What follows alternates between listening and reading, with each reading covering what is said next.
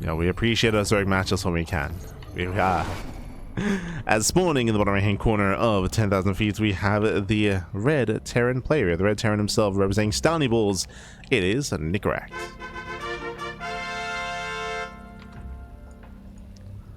And spawning in the top left hand corner, we have his opponents. We have the teal Zerg player. The teal Zerg player representing the planet heroes from the land of the UK. It is Eva.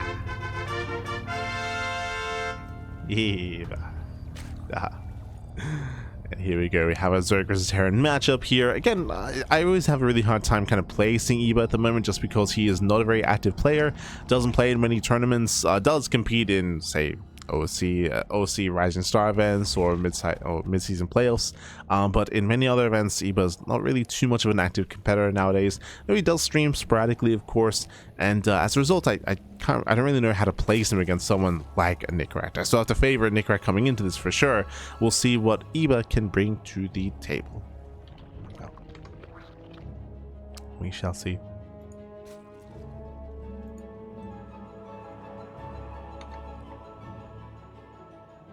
Catching up.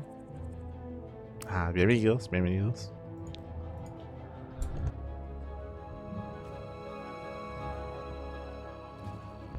From here, just our initial gases opener. Okay, delayed gases out of Eva. Now typically when you delay your gases by this much, the goal here is to do one of two things: either rush into a faster lair or rushing to faster roach production, or a combination of both. But regardless, the goal here should be to skip link speed, just because it's too late for that, right? Link speed will be kicking in so late that it's better to just skip it entirely and build up into something more robust, whether it's a lair into mutaplay or whether it's 2-base roach.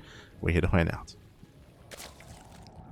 Those are two of the more common responses to this. Like, technically this can lead into 2-base lair, into 2-base Hydra, for example, which has been played around with quite a bit from players like Shin and players like Solar and Rogue. A lot of the Korean Zerg players have been mixing in 2-base Hydra in ZvT, but again, I don't think that Eba's really one to embrace that sort of style.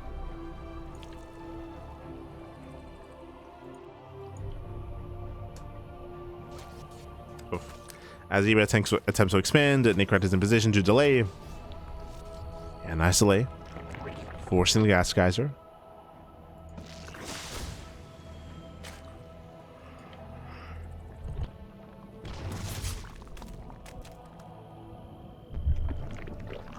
Yeah, it does lay the third. Forcing out a second gas geyser. Reaver pulls away. Eba still joining. Ooh, will barely get a third gas geyser, just barely. Denied the block. And Eba, can I finally expand? Oh, yes, there we go. Finally, Eba can expand. The queen has to move out of position or move out of the way. And there's that third at over the 3-minute mark. You're getting a very late third expansion for Eba. Very late. We'll see where he takes us. Behind this, Nicoract going for a 1-1-1. Okay, a much more aggressive build here out of Nicoract. No Gamba. Oh, my apologies. There it is. Sorry, I was engrossed in the game, Babby. But yes, if you're in the chat, predictions are open. Place your bets on who you think will claim the series. Getting to our own 1-1-1 here, there's a chance we go for the armory into a Hellbat push. We can see the add-on slope here into Banshee play. There's that early Roach Horn out of Eba. If you recall, we called this at the beginning because of the gas-less opener. We expected either 2-base Muta, or sorry, 2-base Lair, or 2-base Roach, and we do get both. Roach Horn gets thrown down. Lair is also on the way. Eba building up a Roach production, but they're not ready yet. Oh, they're not ready yet here, Hellies. They do not find a way in. As they collapse on the queen. And the queen will not get away. There is a transfuse, thankfully, just barely. Queen is kept alive, and Eba holds.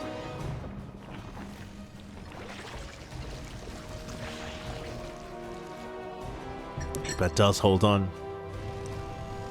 As we can see, we have Cloak Banshee on the way. That is true, but there's no armory. There's no Hellbats. Now switching to Sim production. Hellion still poking in. Still just the 4.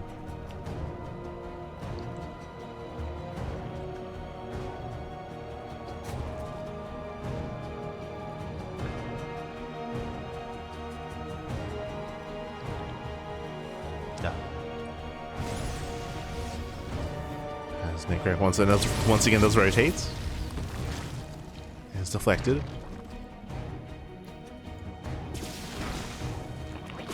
And initially, he's been keeping up with the Hellions, but I can't say the same about the Banshee. The Banshee does arrive, getting 1 or 2 kills already. Thankfully, there is detection. Oh, do we overextend?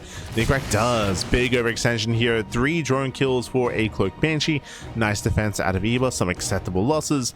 Is there a second Banshee coming? The answer is yes. Second Banshee towards the main expansion. There's still no Spore. Upon realizing that there's one Banshee, they typically come in pairs. There should be a second Banshee, especially because Cloak was researched. We can see the Overseer, but no Spore. Eva is being greedy. He wants to respond with the Overseer. Losing 1 drone so far. Does force out the buildings. Eva does defend. Behind this fast infestation bit, so I was curious to see how Eva was playing this out, and he is rushing Hive and rushing Ultras. Eva playing like Shin. Okay. He's looking to Shin it up. Head towards Ultratech. We'll see if we can get there. Hellions are deflected. One of them does go down. Eva's holding.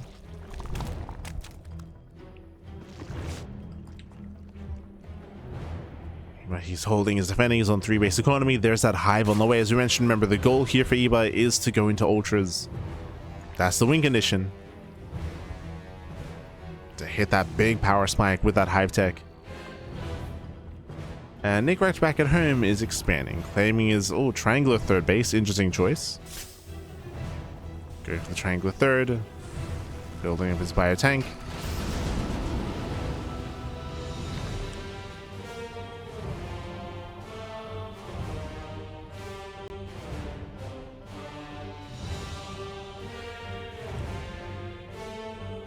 Nicoract moves out.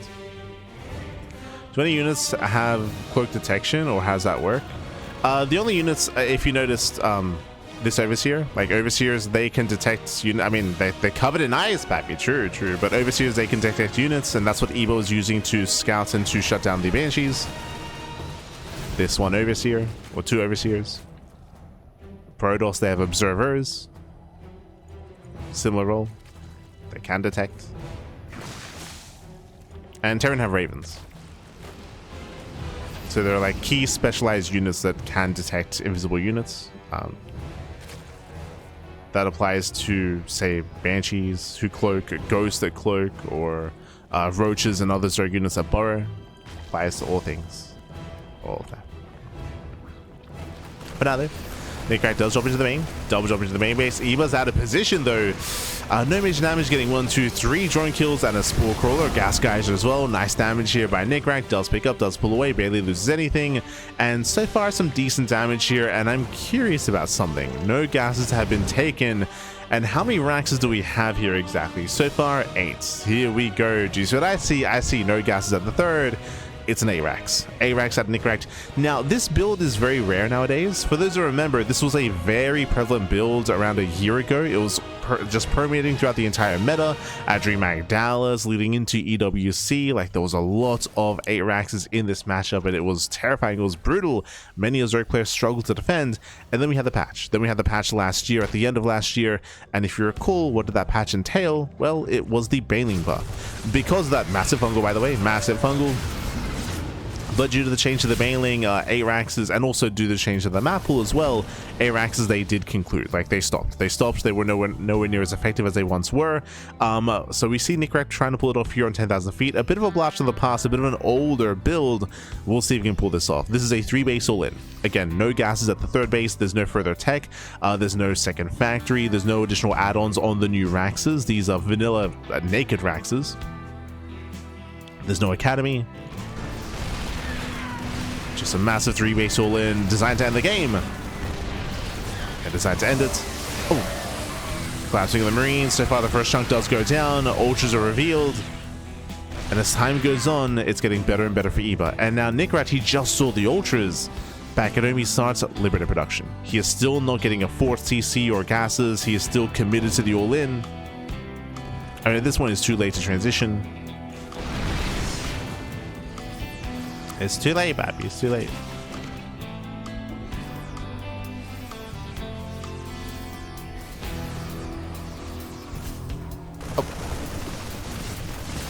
As Nicoract does him in. Once again, Fungal connects. Nice Fungal. Ultras, they push forward. They have Kindness plating, and they break through the tanks. Yeah, the tank line is broken. Massive Fungal in the Bio Army. Oh my god. Insane Fungals. He takes all the Fungals to the face. Every Marine goes down, and with that Eva, he holds. He holds, he defends. He snowballs out of control. Breaks through every tank, and again, Nicoract's all-in has failed. Hit too late. Ultras, they did snow. I mean, again, we spoke about it earlier, but Ultras, they provide a massive power spike here for Eva. He got to his Ultras. But also shout to the Fungal Growths as well. Like, we saw some insane Fungals. They caught everything.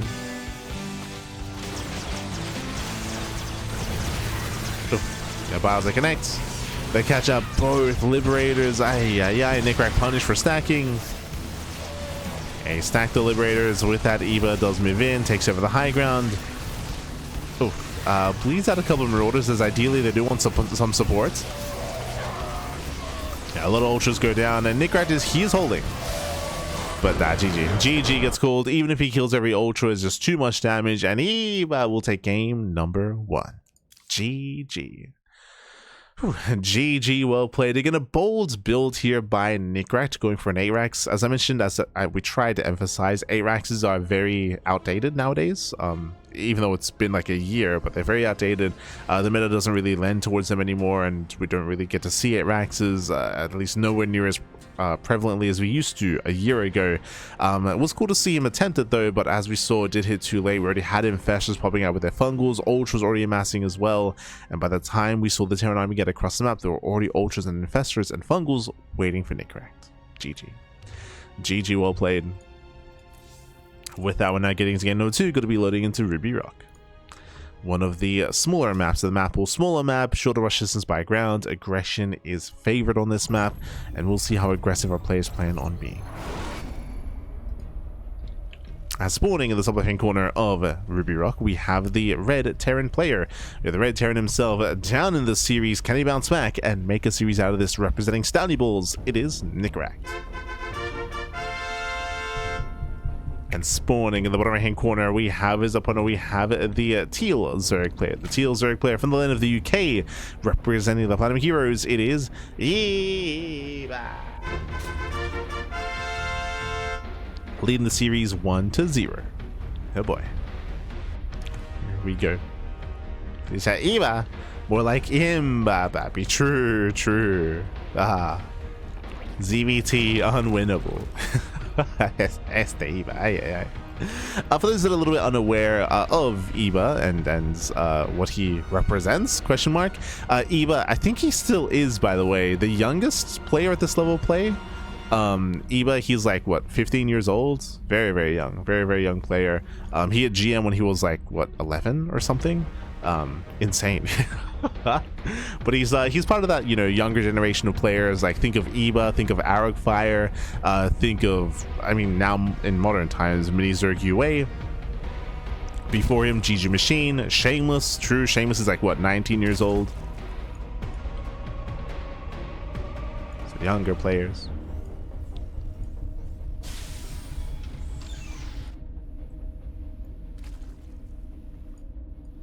What's a little bit sad is that what Eva was, especially when he was playing a lot more, when he was getting into like peak condition, he was too young to play in EPT, too young to play in the ESL Pro Tour. I believe the age was, I think you had to be 16 years old, at least, to play in the Pro Tour.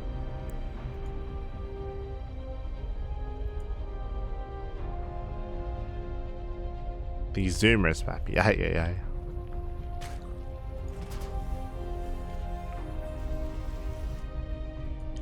But here we go. We are going to be settling in. From here, we do have Eva getting to his own natural base, a hatch gas pool. This time, Eva does get an earlier gas geyser than previously. Does not prioritize gas mining, but again, it should be a much more standard opener in my mind. I might have missed going gasless early on. Reba does poke in, gonna be zoned away, and back at home we do see Nicoract just going for a standard opener. Nothing crazy, nothing wild. Last game, Nicoract did go for a 1-1-1 into committed Cloak Banshees, where we saw that he wasn't really able to achieve too much damage with said Banshee play. This time, a third CC before Starport, so this time a much more economic build out of Nicoract. Much more economic. Now, what I will say is that maps like Ruby Rock typically do favor Terran just because the rush distance by ground is very short and the bases are very open. They're very open, they're very accessible as well. Trying to defend your 4th expansion as a Zerg player can be very difficult in this map, especially if the Terran player gains some momentum, then they will just take that and run with it as well. Things can very quickly escalate on Ruby Rock. I would say the same about Tourmaline as well. I would say the same. Eva the Prodigy. True. Este Eva. See, some side defense has detection. That is true. Like cannons, spores, and turrets.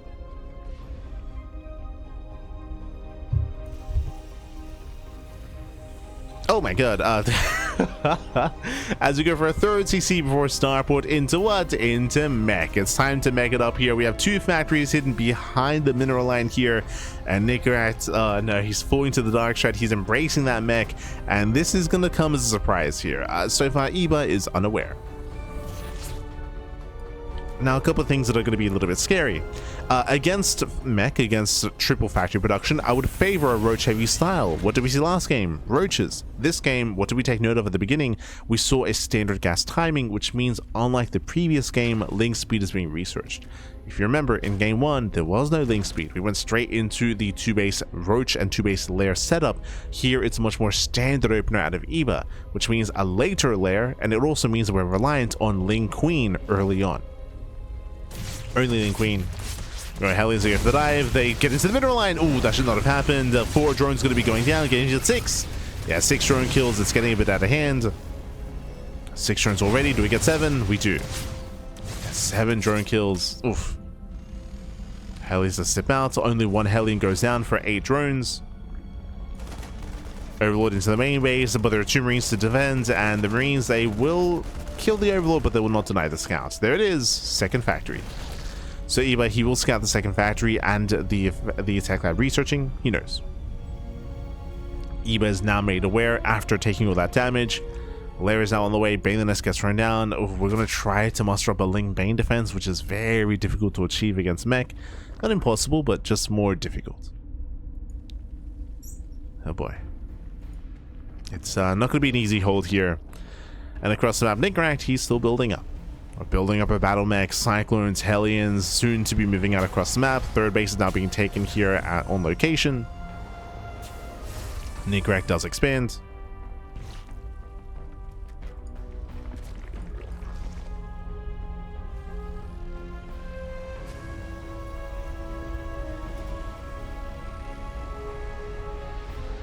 He does claim his 3rd. We have more factories on the way, more battle mech is likewise amassing. And Eba is now going into +1 range and roaches. Again, like roaches are the bread and butter of a defense against battle mech, but the roach warren is much later this time. Much later. Likewise, roach upgrades as well, and roach speed. It's all going to be much later here. Earlier infestation, but I do like this. I think this is a really good way to kind of supplement the idea that we have a low roach count, is infestors. But they're not ready yet. Yeah, they're not ready yet. Lock-ons on queens, forcing out transfuses. Spore goes down. Queens, they're barely going to be keeping alive. Switches in. 1, 2, 3 queens, 4. Yeah, 4, 5, 6. So many queens go down. You can see everything very quickly escalate out of control, getting up to a 6th queen. There's 3 queens left. Blue flame kicks in, and every queen's going to go down. Yeah, every queen will fall, losing 7, 8. All 9 queens crumble, and the expansion as well. Heavy damage, and you can see how difficult it is to defend without roaches. Like roaches, they're built to tank, they're beefy units, and now roaches pop out after the fight. After the fight, after the failed defense. The 4th base has fallen.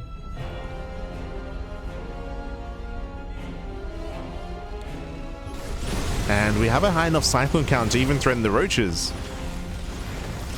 Speaking of, yep, lock on the roaches. Getting 1, 2, 3 roaches get picked off. Eba does attempt to run by. Hellions at home. Yeah, Hellions at home to defend. Being run by doesn't achieve much. Infester's now on the way. But at this point, the damage has been done. At this point, Nicoract has momentum. Ideally, the Zerg player wants to be up in bases and up in economy and up in army supply to be even with the Terran, with the meching Terran specifically. Instead, here we have Nicoract ahead in all aspects. He's up by 20 workers. This third base is Eva, sorry, the fourth base is Eva, but Eva is incredibly late because of the kill earlier. Now, the one chance that Eva has, and he does have one chance, fungal growth. If he can land a very juicy connection on the main army and then close that distance and punish the Terran, then there's a world where he can win a fight and then try to equalize, try to even things up. But Eva is heavily reliant on that fungal growth.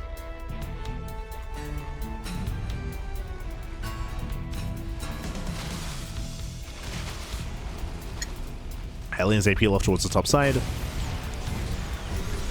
More roaches getting called out. Scan reveals the infestors, and Nicoract has to be careful. Pulls away. Yeah, one fungal lands.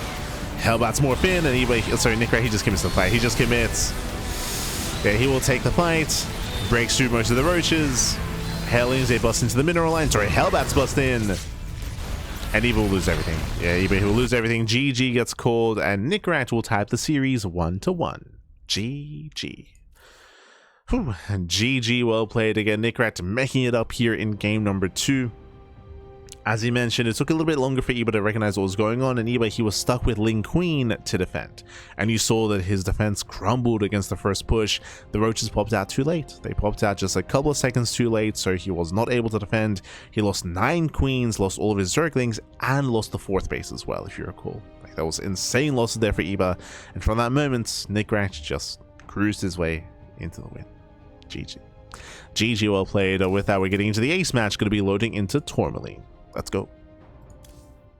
Going to be loading into the third and final game of the series. We've made it to the ace match. Let's go. What were the vetoes? As spawning in the top right-hand corner of Tourmaline, we have the red Terran player, the red Terran player himself, representing Stowny Bulls, tying up the series 1-1. It is a Nicoract. And spawning in the bottom left-hand corner, we have his opponents. We have the blue Zerg player. The blue Zerg player representing the Planet Heroes. It is Eva. Eva. Here we go. We are back, and again, we'll keep an eye on Eba to see what he goes for. Based on the map, based on how small the map is as well. Welcome to Tourmaline. Aggression is favored. Map is small, short rush distance by ground, open area outside of the natural, open third base, just open all over the place. It's gonna be roaches. Okay. I feel like we need to lean towards a roach opener here from Eba to build up into the mid game. Likewise, we might see Nicoract try to punish that. We should be seeing like a 1-1-1 follow up out of Nicoract to go into earlier Banshee play. We saw that the Banshee harass did crumble in game 1. We could even be more defensive here in game 2, kind of blindly expecting like roach aggression. We'll see. For now, yep, it is going to be hatch first, hatch into pool, into late gases. So just like game 1, late gases, this screams roach play, or at least screams 2-base muta, but I cannot envision a world where Eba goes 2-base muta on Tourmaline of all maps. You're just asking to be punished. So it's gotta be roaches.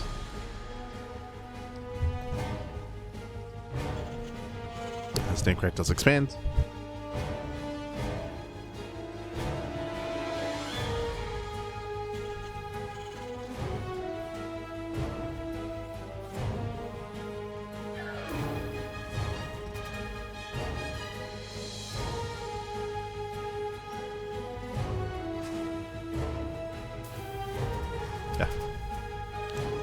Don't forget to stretch. Posture check. Check your posture in the chat. As we are going to be setting up here, again, staying on 2 bases a little bit longer. The third base is going to be delayed for Eba, intentionally so, just to be very safe. Just to play it safe.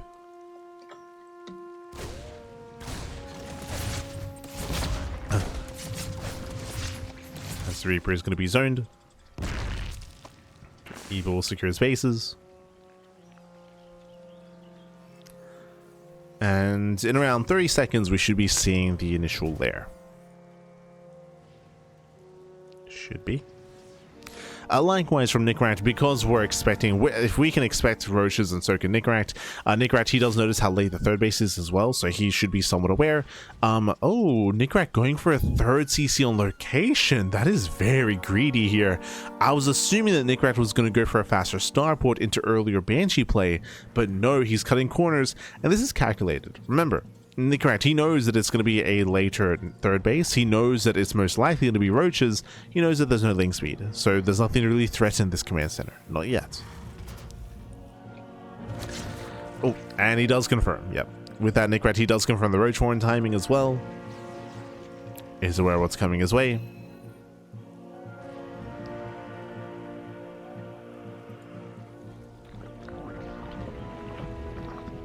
Gas is now being taken.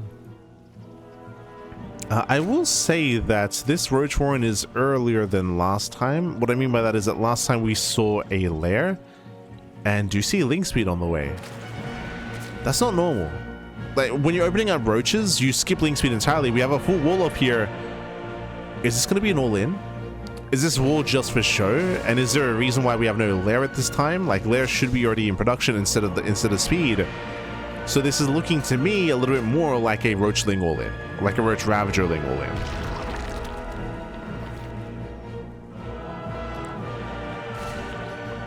Oh, yeah, Reaper Scout is denied. We got 6 roaches on the way.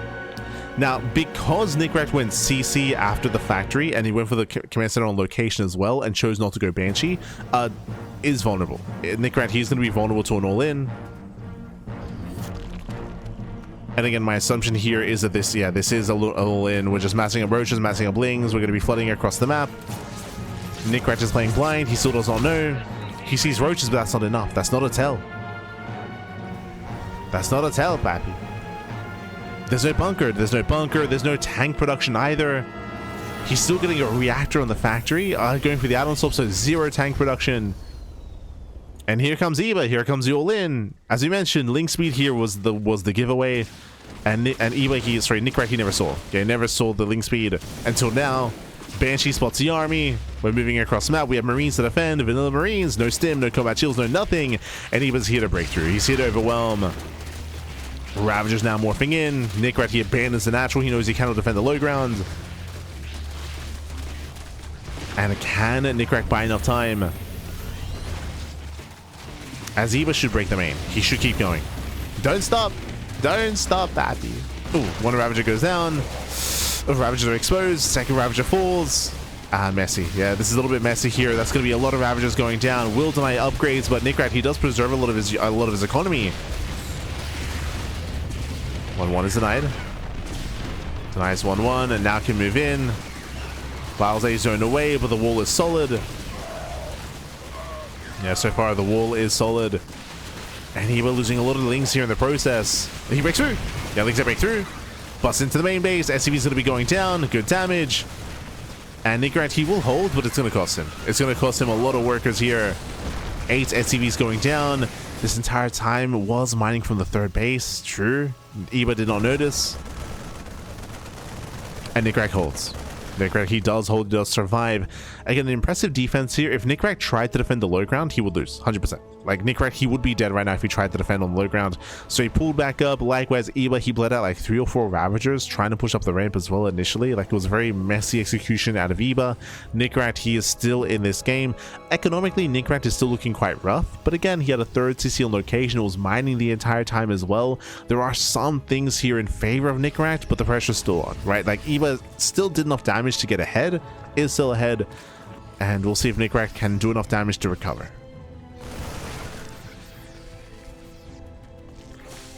As he was building up 7 roaches. Nicoract sims in. Yeah, sims into the bases. Does focus on the roaches one after the other. And these Marines, do we have enough? Ooh, not quite. Yeah, not quite here. Queens, they come in to reinforce. They will transfuse. I say that it's still getting quite close here. Down to 3 roaches. Oh my god. Yeah, another transfuse, and Eva barely holds on, just barely. Eva holds, Eva defends. And the soup is lying to you right now. I mean, Eva is ahead, but he's about to get further ahead as here comes the roach production. More roaches are amassing, infestation is on the way as well.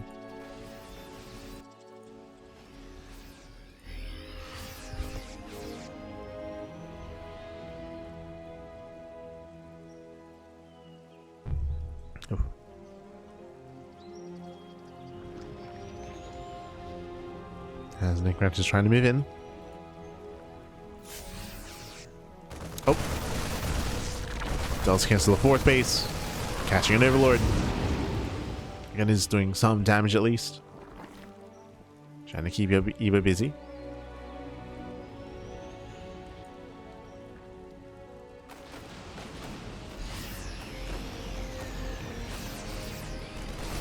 Again, we're still waiting for that breakout moments. Nicoract, he is recovering economically. He's built up to 60 SCVs.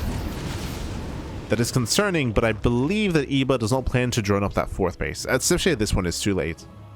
Waiting for road speed, waiting for infestors. More lings are amassing. I'd imagine that Eba wants to push and try to go for another all-in. No, Eba's getting a hive. Nicoract is back in this game. Nicoract, he's recovered. Yeah, he gets into the natural base. Drone's going to be going down. Eba is falling apart. It's getting out of hand. It's getting out of hand, Pappy.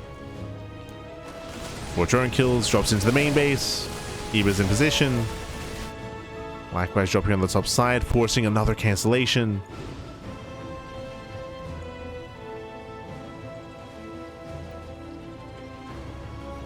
And again, Eba did not do enough damage earlier to try to macro out of this. I assumed that he was going to go for a second all-in. And go for that 1-2 punch. Alas, opted not to.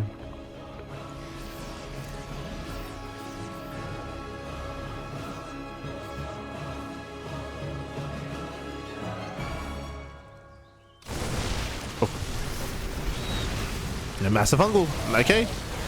We can just tank it. Yeah, we can tank the fungal growth. The fungal does nothing, Pappy. Ay, ay, ay. Does soften up the army. Piles, they don't connect.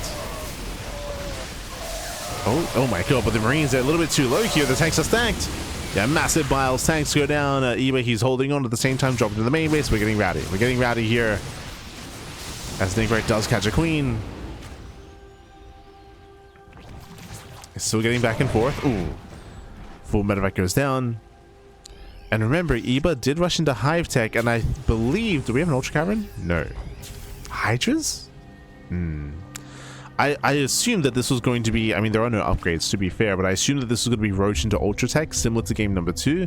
But here we can see your range upgrades continuing, and it's going to be Roach into Roach Hydra. Roach Hydra Infestor. We're going back to Heart of the Swarm. Okay. Okay.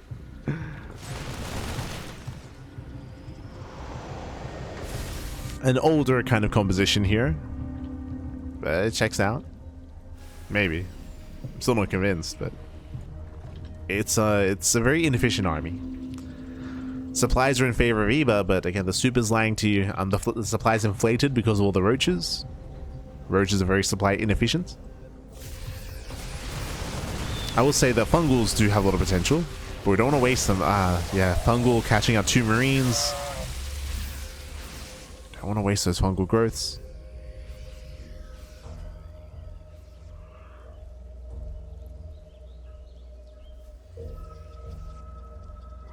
Lurker Den is now on the way.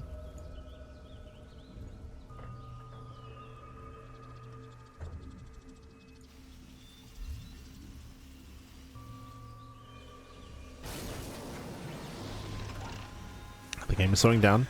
Nicoract, after attempting to move out and being punished by the infestors, looks like he's just turtling up. Nicoract, he's turtling up. Getting sensor towers, planetaries, ghost production, liberators, more CCs behind this as well.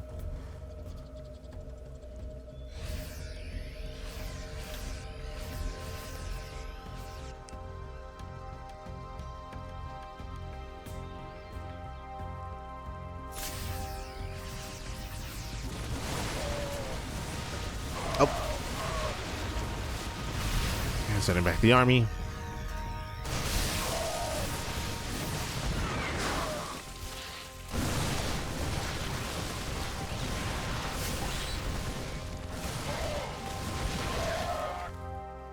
Yeah, so far is going to be sent away. Again, Eba's maxed out and is slowly refining. As you can see, Eba is replacing roaches with lings.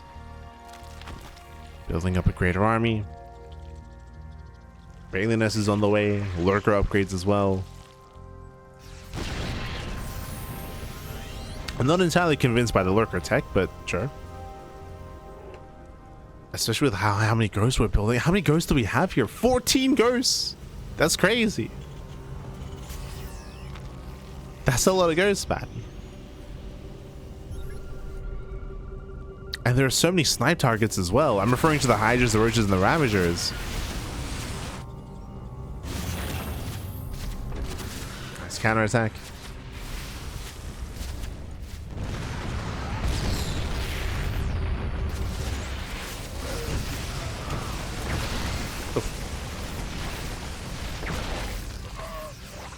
This phone connects.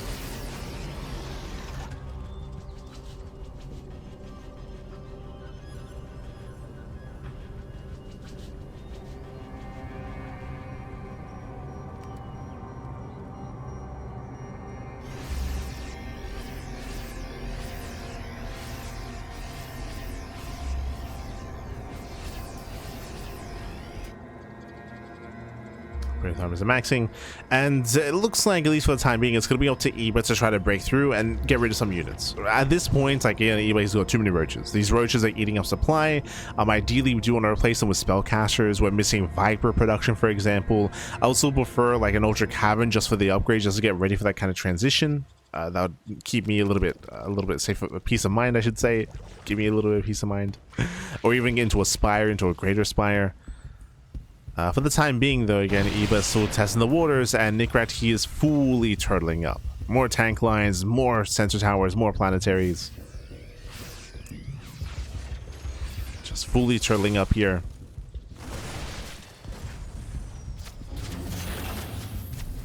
Eba will fight for some of the fringe bases.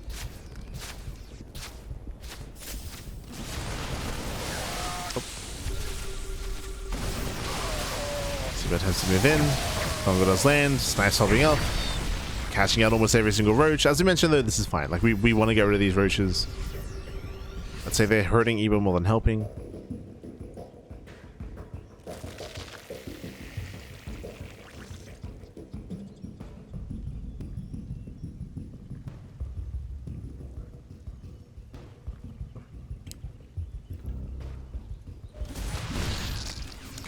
And likewise, Nicoract is almost done perfecting his army as well. What are we waiting for? Liberators, right? Liberator range is on the way, tank production is on the way as well. Ideally, the end game, the ideal Terran late game composition is Ghost Mech Liberator. Technically, Ghost Tank Liberator more than anything. And we're almost there. Supposed to respond.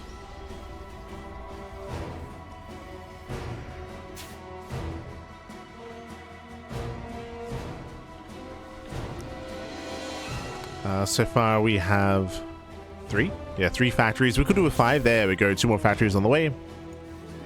Will be 5 in total.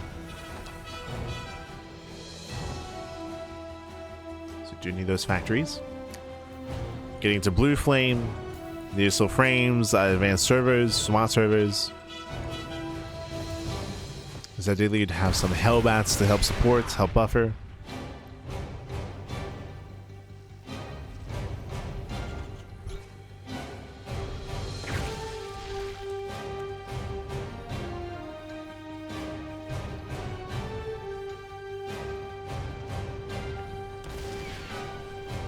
But still looking for a way in. And it does collapse. Does collapse in. Bathing will hit the mineral line. Planetary will go down. Ooh, but the snipes are crazy, catching all the Hydras and all the Infestors as well. There's no escaping this. Cannot get away. And the Planetary survives? No shot. Very strong fight here for Nicoract. I assumed that Nicoract would kill all the high-tech units, but Eba would at least kill the economy. That is not the case. Planetary lived. So a very strong fight for Nicoract. We're getting ready for a counterattack.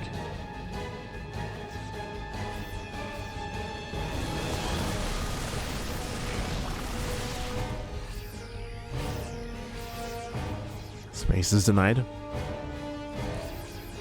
Now, what's scary about this base being denied is that Eba right now is behind in bases and behind the economy. Ideally, if the Zerg player wants to be even with the Terran, they want to be up a base. But if Nicoract fights for control of this expansion, if Nicoract takes this base, then we're going to be taking every base on the map, of course, and it's going to be evenly cut in half, which does favor the Terran. So Eba, he needs this expansion. Meanwhile, Nicoract's win condition is just to deny. Nicoract, he just has to deny this base. If he can stop Eba from claiming this expansion, then Nicoract will have that edge over Eba.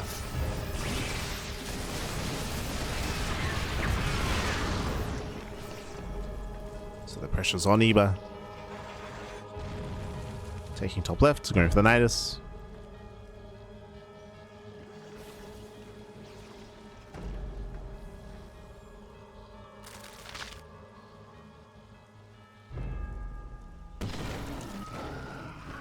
Does go for the Nidus. We have more CCs on the way.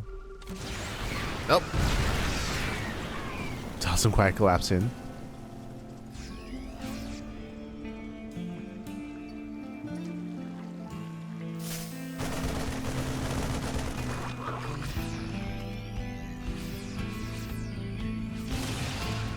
And Nicoract Luna claims that base. Now it's going to be quite difficult for any player to take this expansion at this point, so I don't see Nicoract maintain this position, not yet.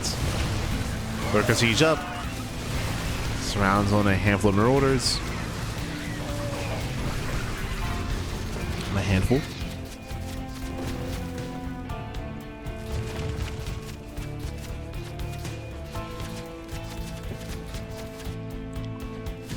Yeah, this CC will be killed. Oh, I spoke too soon. Go say so in a way. The command center can now be repaired, can now be saved. We can see Eba getting ready here for Greater Spire for Broodlords. Greater Spire, Second Spire. Broodlord upgrades are on the horizon.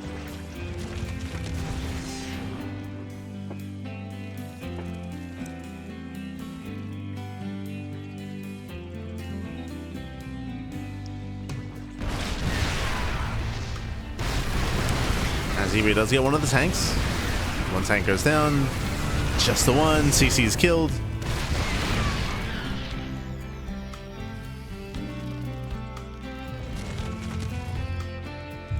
So we do get a pick off.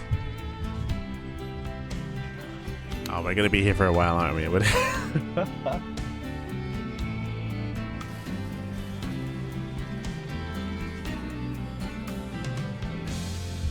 I mean, at this point, Eba, he needs to allow Nicoract to attempt to expand like this, because Nicoract, he's exposing himself, he's spreading himself a little bit more thin. In doing so, that should create an opening, whether it's on the top side, the center of the map. I will say that right now all the growth is centralized here, and Eba is tunnel visioning a little bit.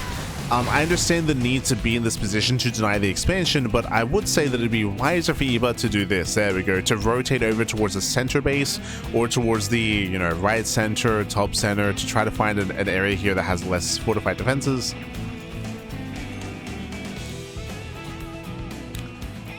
So Eba does rotate, still has a presence here on the south side. Going for Nidus Worms. As I mentioned, Eba cannot let the space get up and running.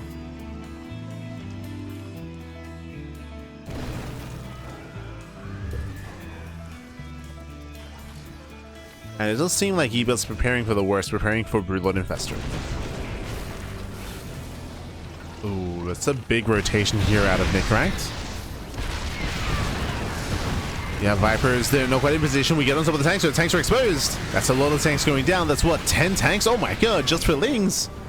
Just for Ducklings. Where was the buffer, by the way? What was the support? Again, these tanks on their own, they're so vulnerable. We needed some kind of like Hellbats or Bio Army. Jesus, that was 8. So 8 tanks just got thrown away. Heavy loss there for Nicoract.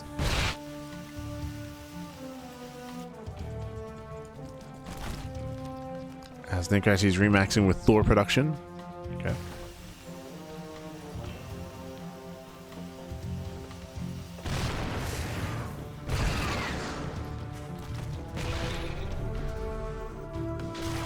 Going into Thors. Eba does collapse in. Now this position's weaker. Does bring out 2 more tanks. And even catching out some of the Liberators. So again, better angle attack here from Eba. He's on more tanks, liberators, pulls away, remaxes.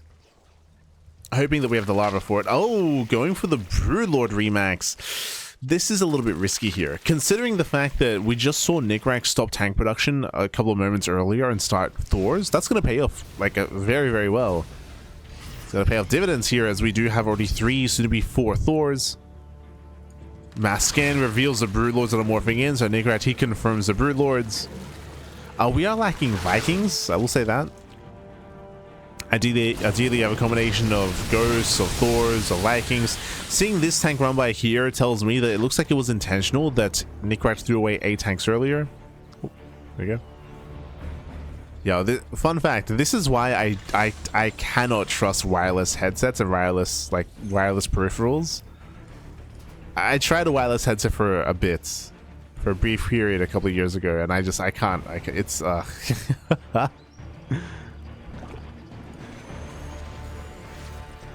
like, headsets running out of battery was so annoying. Happen every day. To the point where it's like, at this point, just keep it plugged in. Like, what are we doing?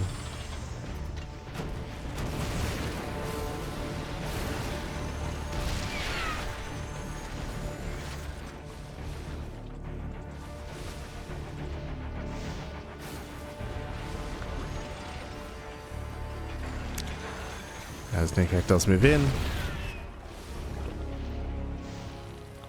So again, it's starting himself pushing towards these bases here of Eba. In doing so, protecting bottom right as well. Eba, how many Broodlords? We have 19 Broodlords. That's a lot of Broodlords. I say 19, down to 17. 2 Broodlords go down for 1 Ghost. I said this before, I say it again, the Viking count is very low. Considering how many Broodlords there are, ideally we see like Thor, Ghost, Viking. Without Vikings, we're heavily reliant on the ground army to push in, which can be difficult against Broodlords. That's the purpose of the Broodling.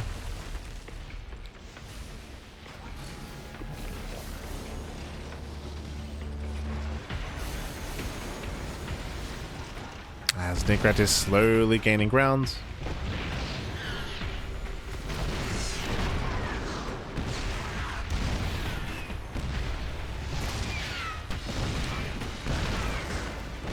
Oh. Nuke behind the army. Let's go. And in front. How many nukes do we have? Oh, the snipes. Yeah, he's trying to bait the army back. Nuke will land, but will not connect. Cheeky moves out of Nicoract. Very cheeky. As he's cornering the army. Ooh. Please add a couple of ghosts. Nicoract getting a little bit too cavalier. Here on the snipes. Massive fungal. Yeah, massive fungal growth. Punishing the ghosts. 1, 2, 3, 4 ghosts going down. Very nice. And there come the blinding clouds as well. Thors, they cannot engage. We mentioned earlier that ideally we have some Vikings here because Vikings are unrestricted. But Thors, they struggle to get within range. So many ghosts go down. And Senpai Eva, he's out trading immensely here. Another nice blinding cloud. But Thor's out of range. Going for the neural. Oh my god, the mass neural! Yeah, neural street of the Thors, and with that Eva, he has done it. He has broken the main army, breaks out of the contain, takes down every single liberator, the tanks, the Thors. And Eva can keep pushing. And he should. He needs to keep going. And meanwhile, 5 Vikings in production. Finally, we get Vikings, but it's too late. It's too late. We needed them earlier. There was time. There was room for them. But Nicoract, he just hyper-fixated on Thors. Thors, which are very mobile. They couldn't get within range. Couldn't do it, that. And again, it's very patient play here out of Eva. After taking a lead early on and then losing that lead, like it was looking rough. Referring to the attempted all-in, of course.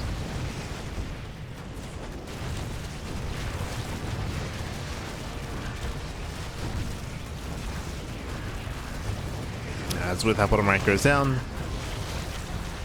Nicoract, he's amassing an army here on the top side, that is true. These losses are brutal.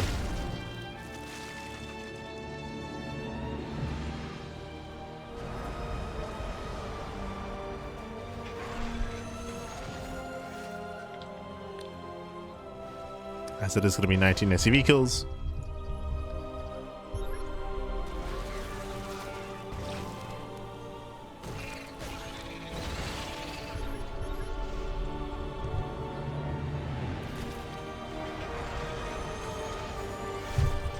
Jeez. Never underestimate the ghosts though, as we have 20 ghosts. Okay. So again, Nicoract did lose a bunch of momentum, did lose a bunch of his bank, but Nicoract, he has been able to remax with 20 ghosts. So never count out this army, as now it is more well refined. My assumption here was that Eba was going to kill the main army and keep pushing towards this northern expansion, but no, Eba, he settled on bottom right, which means that Nicoract has had time to rebuild his army, to rebuild and to mass up. It was a better fight for Eba initially, but I mean, now we're going to do that again.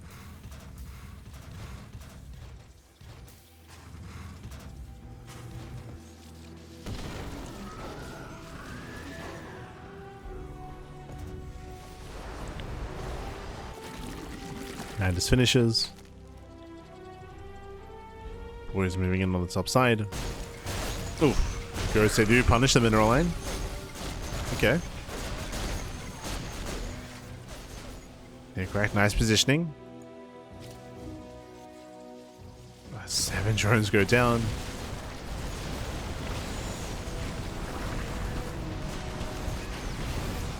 Oh, apparently through the Night Storm, okay. Yeah, they try to come in through the Nidus.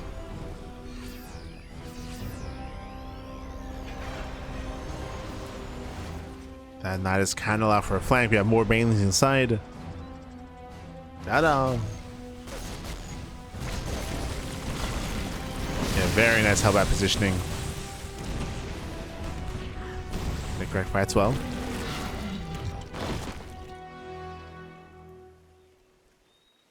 Fights well. Nicoract once again takes over bottom right. It's all about bottom right.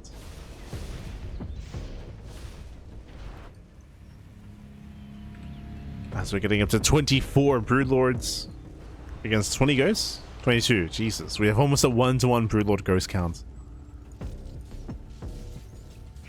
When it comes to the main fight, it all comes down to the positioning, right? It's like if Eba can land the fungal on the ghost, then Eba will win the fight.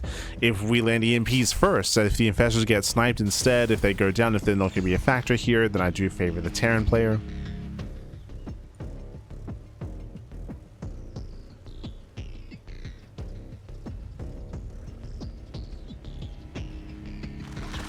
Who hits first, the infestor or the ghost? Who catches who?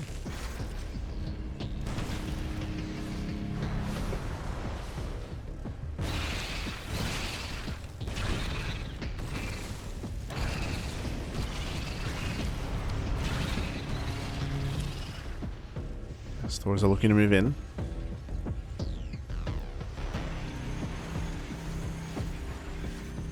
Raiders as well.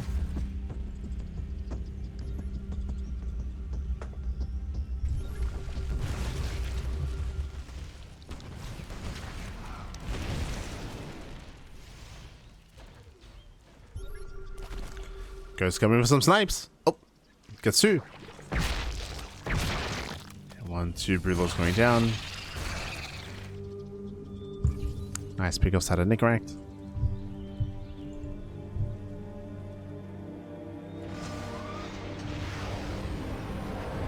Nuke's mainly zoning.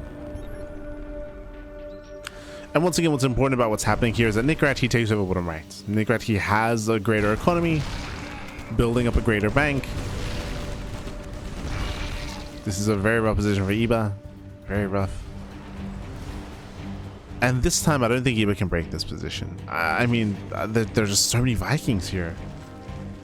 This is just such a stronger army against Broodlords. So much stronger.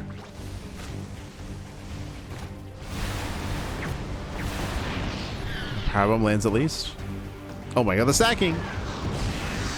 Jesus. Those 5 Vikings getting caught out. It's very nice. Nice parasitic bomb. Snipes going off, catching out 2 infestors. We have how many? We have 5 infestors left.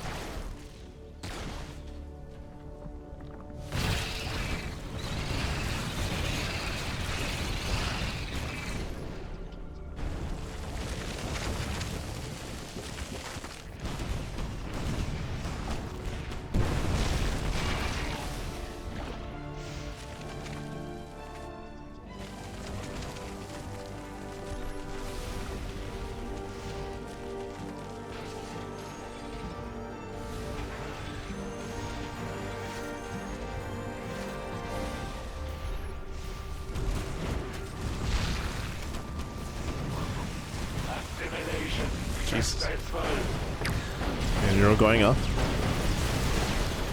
And catching out one of the Thors. Sorry, we've just been a lot of posturing, a lot of setting up here, like more turrets on the way as well. Nicoract setting up, asserting himself even further. I would say that the stronger the setup becomes and the longer that Nicoract has control of that southern base, that bottom right base, it's looking more and more bleak for Eba. Eba still has one strong fight in him, but there's a very big chance that if this fight goes awry, Nicoract, he will not just break through this base, but he'll just keep pushing. He'll just keep pushing, and it will have that domino effect. And Nicoract won't have the, sorry, Eba won't have the time to remax.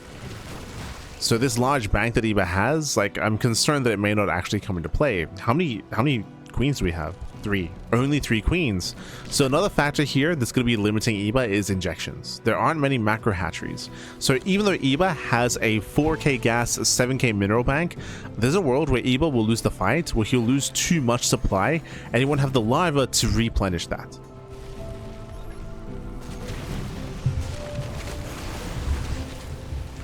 This is going to be a big concern.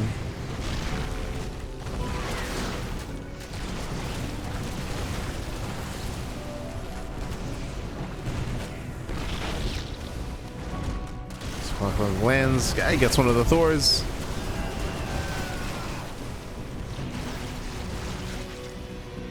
You can see the infested to be activated there, hoping to land a fungal on the the Vikings. Nicoract getting more ground. He took down the southern base. Now he's pushing further in.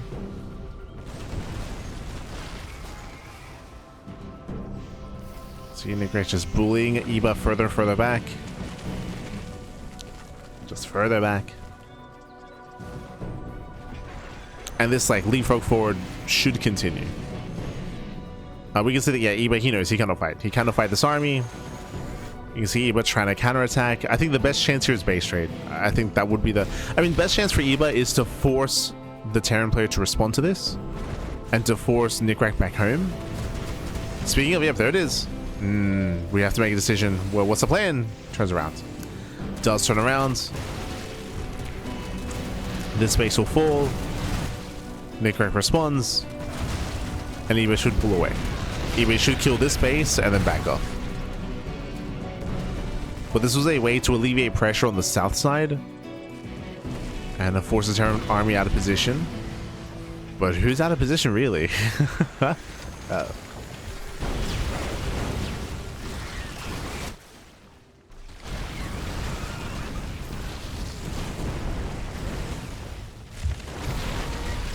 Probably will just grazing the army. Ghost unable to come in. Hey, does get a Thor. Catch a Thor. Vikings. Oh no, they overextend. Massive connections here. The fungal and the parabomb as well. Yeah, rough fight there for Nicoract, losing so many Vikings. Okay. That's what Eba needed. Bad fights up Nicoract. Massive fungal. Yeah, fungal lands. The banglings. They smash it as well. So many ghosts go down. And such a rough fight here for Nicoract. Yeah, with that, the Broodlords they will overwhelm. We have the Master Neural on the Thors. And Nicoract will lose everything. Patience out of Eba. Waiting for Nicoract to make a mistake. And he made it. Yeah, I did make the mistake there. Nicoract does have a bank to rebuild. But hey, what I said earlier now applies to Nicoract, where the remax here will take some time. It'll take time. And Eba, we gotta keep going. Keep going, Pappy. Keep going. Keep breaking through, but a couple of key moments that occurred here. If you saw, one, Vikings overextended. The Vikings, they stacked and they overextended. The Vikings, they went down to basically 1 parabomb and 2 fungals. So massive overextension with the Vikings. Then we saw Nicoract overextend with a Ghost. The Ghost, they pushed forward, 1 fungal landed, and every Ghost went down to the Banelings, if you recall. Banelings rolled in. So Nicoract, he messed up with the Ghost, he messed up with the Vikings, and then the Thors were on their own, so Eba could just overwhelm. Just mass neural the Thors, overwhelm. There's a very complex fight there for Eba, but again, he was able to force some mistakes out of Nicoract.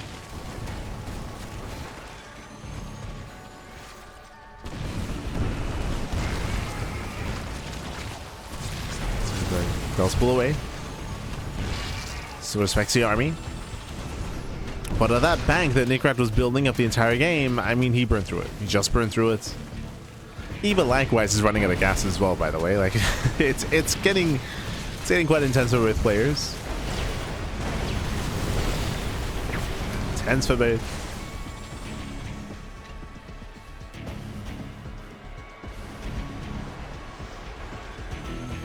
And again, Nicoract, he was doing so well. He was being so patient, like taking down bottom right, taking down center base as well, clearing up the center of the map. He just took a really rough fight pushing up this ramp into the army.